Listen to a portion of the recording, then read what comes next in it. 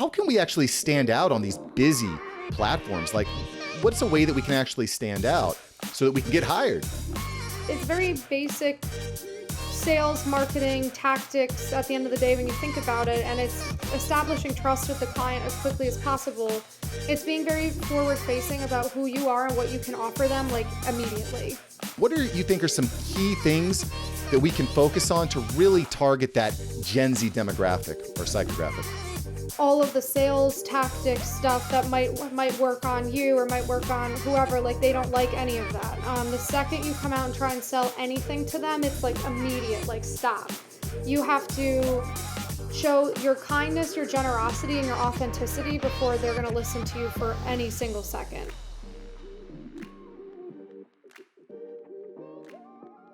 Today we're talking with the freelance fairy herself. You may have seen her featured in Yahoo, CNBC, Entrepreneur Magazine, six-figure business, all off the back of Fiverr. Super excited to chat with the one and only Alex Fasulo. Welcome. Hi, thanks, Mark. Oh my God, you said my last name perfectly. Many years of practice. I'm generally pretty good with phonetics, but I'm just really excited to chat with you because I'm watching what you're doing online. It's really, really impressive. You have hundreds of thousands of followers across multiple channels, just delivering a lot of information to people. I want to kind of start from the beginning without getting too in depth.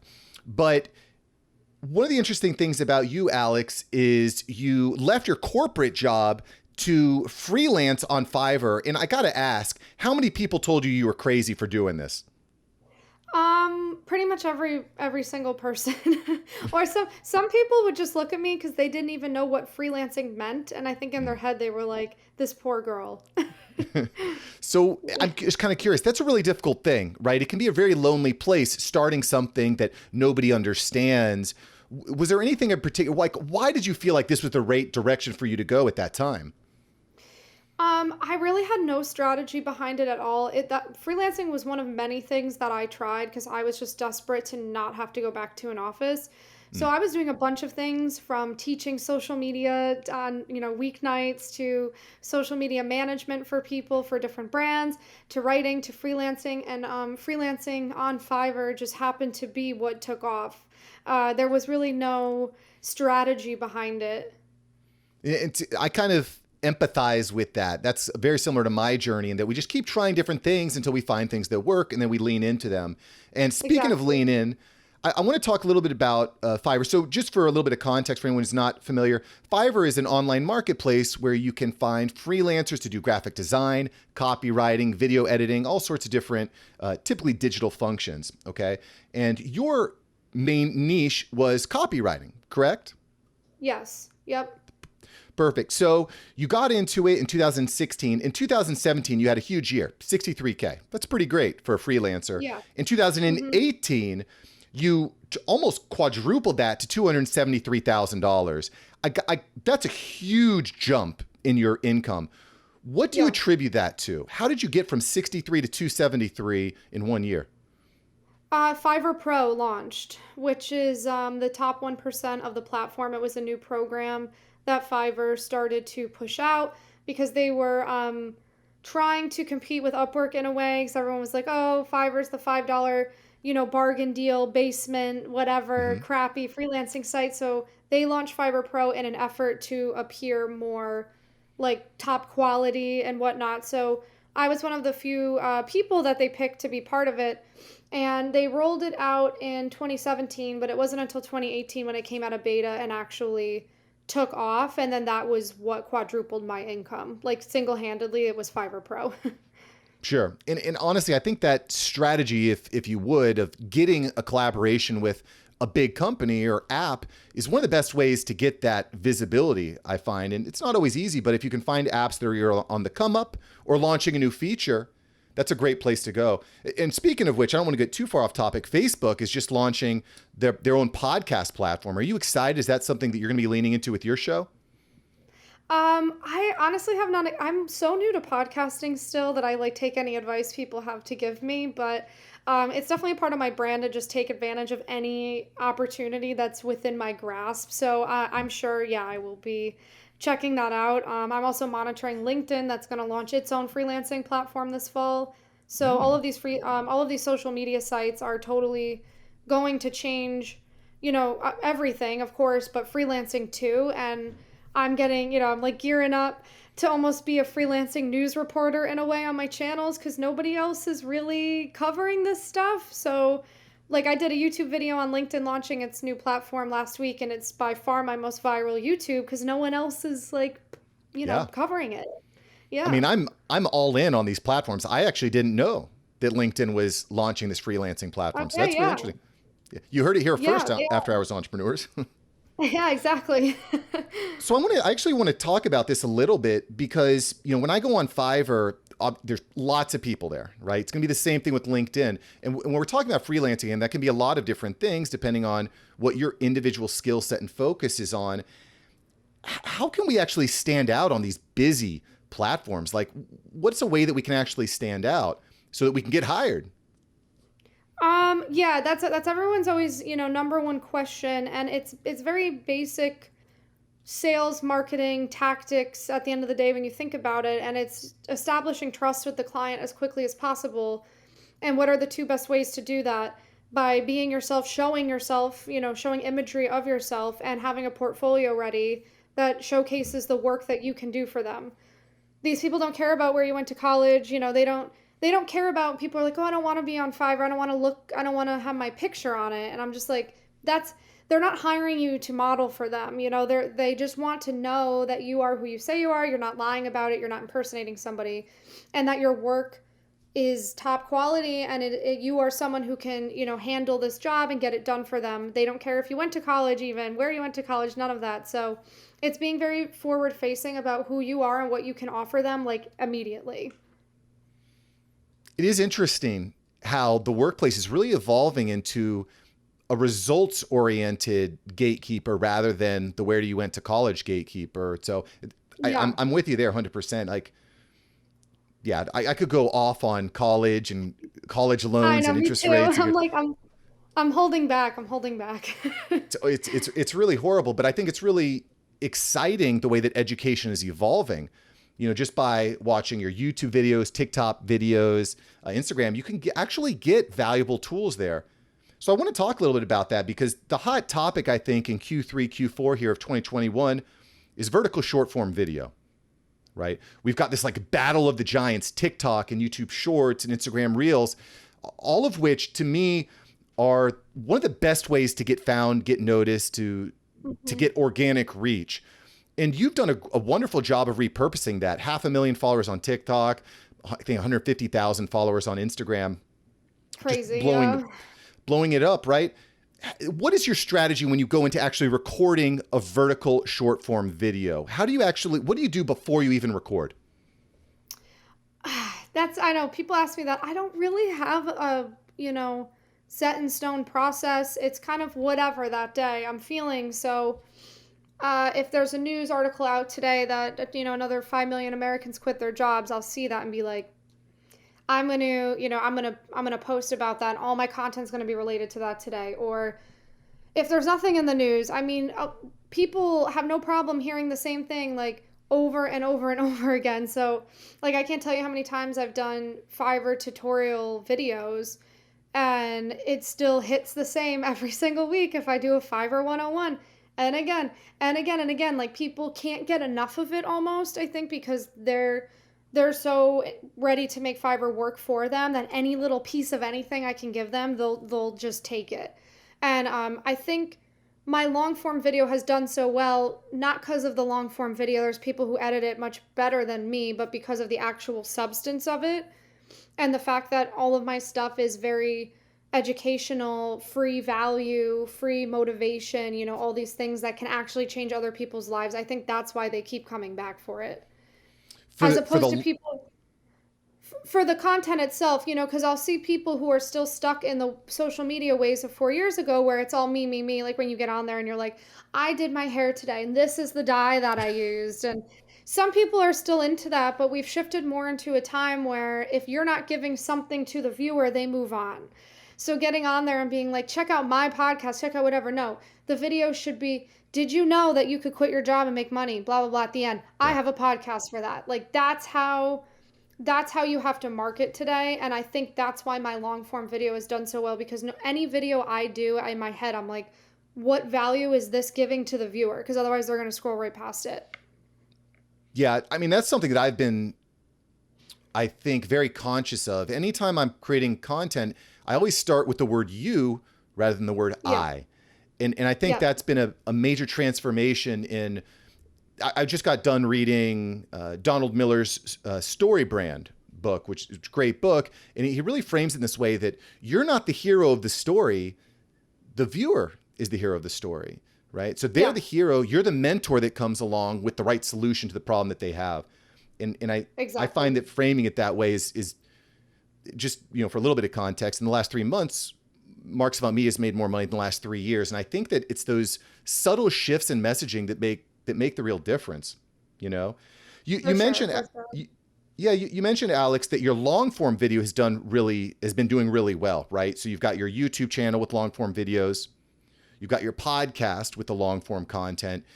Do you go into that with strategy, or is it more like this is the trending event that's happening? Talk to me a little bit about what you do before you hit record. Yeah, I fail a little more at long form because I am not a strategizer really. I'm a throw it out there and see what sticks. So I think when it comes to the podcast and the YouTube, this was my first YouTube video that actually took off, and I think I have like 25 of them now. So my problem is that I get in trouble with the long form because I don't plan enough and I don't look up the keywords and the trending topics and all the things they say you're supposed to do on a YouTube. But I see that, reporting the news, freelancing news on YouTube clearly is doing well. So I'm going to keep doing it. Yeah. I pay attention to it in that way. But yeah, I mean, like for my podcasts and my YouTubes, I'll write out rough scripts that I don't read verbatim, but I'll have them like right there. And for my podcast topics, I typically ask my own people what they want to hear on my Instagram. So I'll post on my Instagram stories, hey guys, what podcast topics are you interested in hearing? And people will give me like 200 ideas. And I think what better way but to ask the actual people who follow me what they want me to talk about. And then that way you don't have to like, come up with it. Well, and I think that's one of the best ways to create content is you ask either your audience or you look at other similar audiences, like in Facebook groups, or what are the comments that are coming through on similar niches on YouTube. Sure. But I am curious about getting the engagement, because it can be really difficult to get engagement through things like Instagram stories. Is there anything that you're doing now that works? Like, are you using certain stickers, hashtags? Are you tagging other big accounts? What are you doing that you think is working? Instagram stories, mine can fluctuate like so much. That's what's funny about Instagram stories. Like, it can go from 2,800 people viewed it one day to 10,000 the next day, and you Yeah. just like don't even know. I haven't really cracked that one. I've seen people who swear by all the Pinterest hashtags they say to hide in your stories. Is a great way to get traction and go viral on TikTok. I'm bad about it. This is why I'm hiring people to help me now because I can only do so much. Right. Um, so yeah, I mean, with my Instagram stories, I always try and have like at least one engaging one up that is like a poll or submit a question where people engage with it. And then I also try, and offer value up again to people in my Instagram stories and say, hey, 3 tips today, guys, for getting more clients. Well, I definitely like the poll idea. I've had a lot of traction with polls in it, and I think that when you're creating polls, you want to keep them short and concise. At least that's been my Yeah, experience. If someone has to read a paragraph to even understand what the question for the poll is, nobody has time for that. You know, right. I'm curious for you, Alex. You've been around for a while. You've been seeing a lot of these trends evolve. Do you think that we're moving? I think that a lot of millennials, Gen Zs, we get kind of like a bad name because people say we have ADHD. We can't concentrate on anything for a long period of time. Do you think that these Yeah. short form these short form, like quick stuff is going to continue to evolve? Or do you think that we're going to be moving into a more like long form, long educational type content type of world? Do you have any thoughts on that? I mean, TikTok recently pushed out allowing videos to go up to 3 minutes from one Yeah. minute, which I think is an indicator of where it is headed. I think the 8 second, the 10 second videos on TikTok, it can't really get shorter than that. So I think if anything, there's been a little pushback to make it a little bit longer. which Yeah. is nice to see, yeah, because I don't think anybody wants to see the world head into a 2-second video type of place. So I think there's going to be a reaction to it and to making it longer. Instagram Reels was only 30 seconds for a while. They let you do 60 seconds now. So I think it'll be a happy medium with it. But like with anything, this vertical video fad will last a couple years, but then there will be something behind that. And it'll be interesting to see what it is. Yeah, well, I mean, the one thing that I really have my eye on is social audio platforms like Clubhouse, Facebook, Fireside, Twitter Spaces. To me, that's been a really exciting thing for me as a podcaster, as more of a long form content creator. You also mentioned, Alex, that you're getting into podcasting. You already have a podcast that's live. Tell me, A, what's the name of the podcast, and B, why would I want to listen to it? The name of it is the Freelance Fairy Tales, for many reasons. The first season's just me and like 18-minute episodes, basically going over every single thing a person would need to know to get started freelancing and be making money at it by the end of the week. It's a no fluff, no anything. I mean, I talk about myself a teeny bit, but it's like these are just jam packed. Like, if you want to make money on Fiverr by the end of the week, listen to this podcast and it will happen for you. Love it, love it, love it. The Freelance Fairy Tales. And look, so you can find everything that Alexandra is doing at that alexfasulo.com, link below. Check it out. She's very, very, I think, just putting it all out there, which to me is that Gary V type of style. Give away your best stuff for free, and the people will just get hungry and come back for more. I don't really want to... I'm kind of bouncing all over the place, Alex, because I just have a lot of different questions, but I want to get back to the vertical video, because the vertical video is something that I've been really trying to figure out, right?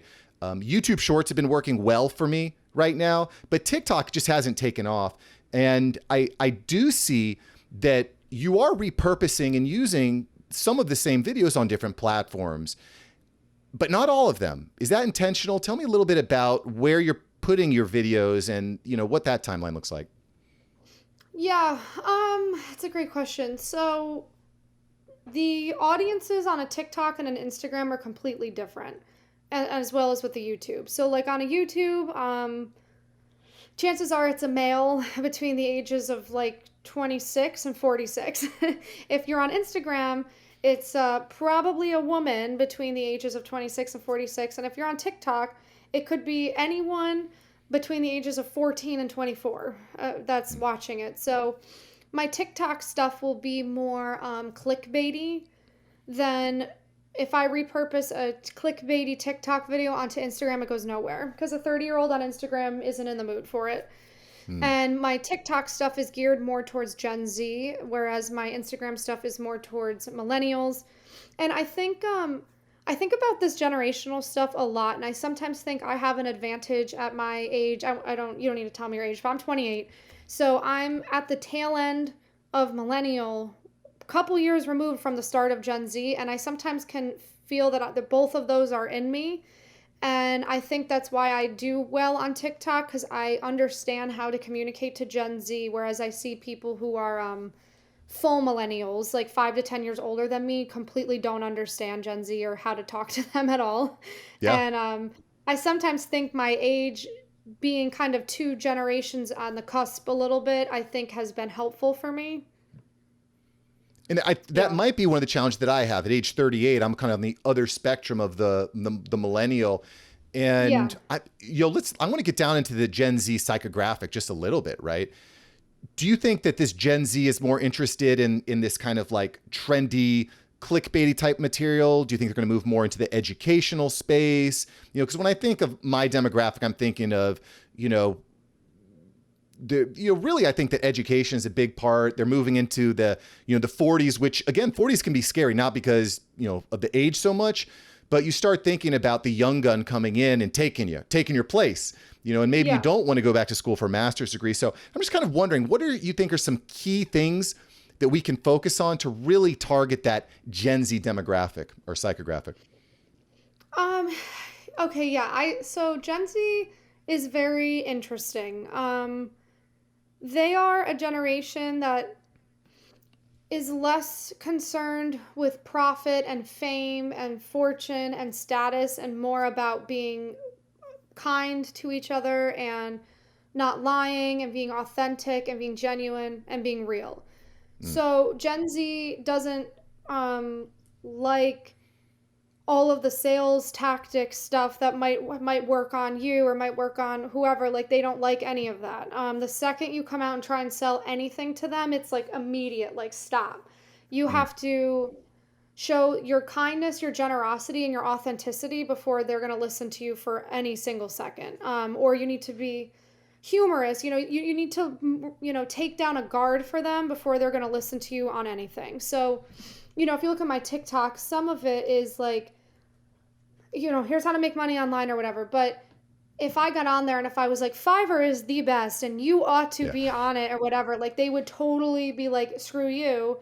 Instead, I'll be like, guys, did you know that you can sell local photography services on Fiverr? And everyone's like, because they call Gen Z calls each other bestie. They'll be Right. like, bestie, tell me more.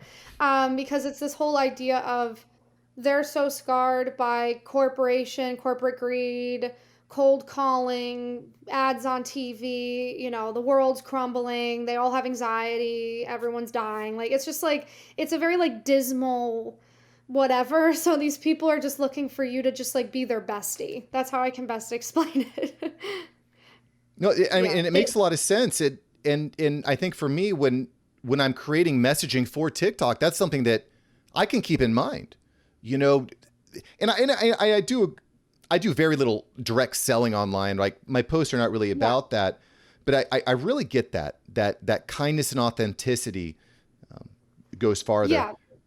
And I see there's actually some of the biggest creators on TikTok are in their 30s because these younger people are almost looking for mentors or parents if their parents weren't, there for them or their grandparents or whatever. So I've seen a lot of people be really successful by getting on there and almost being self-deprecating if you're 38 and be like, "Hey guys, the TikTok, big brother, dad's here or whatever." And but then they love watching someone who is 38 or who is 32 or who's 45 try and get them and their lingo. Like they love that. So Hmm. I've seen, some of the biggest creators I follow are all older than me on there and they are embracing Gen Z instead of being like, screw Gen Z, screw these young kids, they suck, all the stuff other people will say. They'll get on there and be like, hey, besties. And it's like a 50-year-old saying it. You can't help but laugh and be like, I love this person. They're like not afraid of the younger generations. They're not like angry at them. Yeah.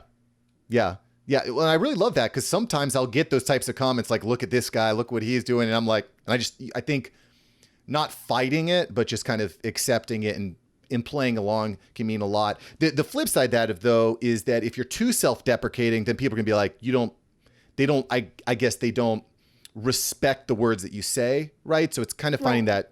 threading that fine line. Right. Exactly. It's somewhere in the middle, like establishing authority in some way, but also being able to like laugh at yourself and not be so corporate is the only thing I can say. Like Gen Z is a very anti-corporate Yeah. generation of people and everything associated with corporate, from culture to 9 to 5 to all of it. How important do you think when we're establishing our authority and our credibility, how important, we'll stay on TikTok and then Gen Z, I think is really interesting. How important do you think it is that we show our receipts, that we show proof of how much money we're making and what we're doing? Is that become too salesy or has that become really important because we establish credibility? I think that's a huge part of Gen Z is showing the receipts, because so many people have lied about so much for so long that I think showing the receipts is synonymous with Gen Z. Like it's what you have to do. It's like a trust thing. It's like a don't break that code, that trust that we have here Yeah. together. So I've shown my receipts many a time. It's gotten me a lot of hate when I do that. Because a lot of people would rather believe that I'm lying. It makes them feel more comfortable, or for whatever reason. I haven't really shown receipts so far this year since the CNBC thing in March. I feel like it's in a freaking episode on CNBC. If that's still not enough for some of you people, I'm going to stop feeding that, whatever that is. But I think some receipt showing is just a necessity with the Gen Z audience. Yeah. I mean, we're getting fed so much like, here's my Lamborghini, here's my bookshelf type of stuff that, we Yeah. almost become numb to it. Like it's like we kind of assume that everyone that's trying to sell something online is in that space. And as I was doing my research, I mean, there's plenty of haters. You know, you got some haters out there, but you know, you don't get to that level of scale and that level of reach and influence without having some haters. I do have a question, not so much with the obvious, like how do you deal with the haters, right? But I feel like specifically when it comes to young female entrepreneurs, I have a 5-year-old daughter who I'm trying to raise in this kind of self-empowered way. But when it comes to young female entrepreneurs, it feels like most women go with the sexy type of way of bringing people in, you know, not with the OnlyFans, but again, you know, here's me in my tight dress at my desk type of entrepreneurship. You've gone the opposite way. And I'm wondering, was that a conscious decision or you just wanted to be authentic in yourself? Tell me a little bit more about how you develop your personal brand. I would say it's two things. It's me to not be like that and get on there. I'm just being myself, being totally authentic to me. And it's also somewhat related to my beliefs, being a Christian person and someone who believes in God and everything. I just don't feel great if I'm like selling sex to do things. I'm just like, why isn't my brain enough? So I feel like in a funny way, that makes me more of like a feminist than any other person. Cause I'm just like, why isn't this just enough for everyone? Why does there have to be more? And when I see, women do that, I feel for them because I feel like they think they have to do that to be seen and heard today. Because I certainly see that we're at a disadvantage sometimes with being taken seriously. But then I'm also like, but you're also ruining it though, because you're exacerbating the problem still by, I just want to like say to them, like, you are enough, your thoughts, your face, whatever, like you're enough. You don't have to do that. You don't, even though you think you do, you don't. But like, no, I don't, I'm also like a very not judgmental person. I understand like sometimes the way people were raised or they think they have to, or they have kids they have to feed or whatever. Like I have no judgment towards whatever you got to do. I'm with you, but I'm kind of torn by this too. But I think I have a very similar perspective to you, Alex. I think that the majority of women, they don't want to put themselves out there like that, right? But they feel like they have to in order to meet the standard of the format, or they see, you know, this is what my favorite entrepreneur is doing, so I need to mirror that. But women, you don't need to do that. Adeline, when you watch this, when you're older, you don't need to do that. No, but I'm 100% with you on authenticity. Yeah, and I think a lot of it is ingrained in your upbringing. I think if you had a parent, if your mom was like that, you think you have to be, or if you had a dad who told you you have to be, you know, if you had like a sexist father or something, like, I think there's so many things that it gets ingrained in people where they think like that's the only way that they can get attention. But I hope there's a lot of teenagers who follow me on TikTok. I'm very conscious of that. I try and be a good example and a role model for them. I am still 28, so sometimes I will swear occasionally because I also don't believe in like being a total like vanilla cupcake either. You know, the real world is the real world, but I am very conscious of the fact that there's a lot of young people on there, super young. But I love that. At the end of the day, I think if I walk away with one thing, it's being authentic, and just remember, you know, if you stand for nothing, you fall for everything. And I don't think you know, we talk about standing out on Fiverr, on LinkedIn, on vertical video. The more authentic you are, I think people respond to that. You don't just want to be one of a million. You want to be you. You want to be leaning to your individuality. Yeah, and I mean, that's your best selling point too. Like there is no competitor for you. So it's almost like you win when you're you in marketing too. Like you make money when you just go be you online. It actually like all plays out together. Yeah, it's counterintuitive in a way, but it definitely works. Great earrings, by the way. I will point out, if you're listening to the podcast, you definitely got to check out the earrings on YouTube, everyone. Okay, cool. So we're talking here to Alexandra Fasulo at alexfasulo.com. Tons of great links. And before I let you go, Alex, we got to get into the overrated, underrated section. We got to go overrated, underrated. Ready? All right, cool. Overrated, underrated television. Overrated. Overrated, underrated minivans. I hate minivans. But I love van life, so I don't know how to answer that. I knew that would Overrated overrated to minivans, underrated to van life. dig it, dig it. Overrated, underrated YouTube Shorts. Underrated. 100% on board with you there.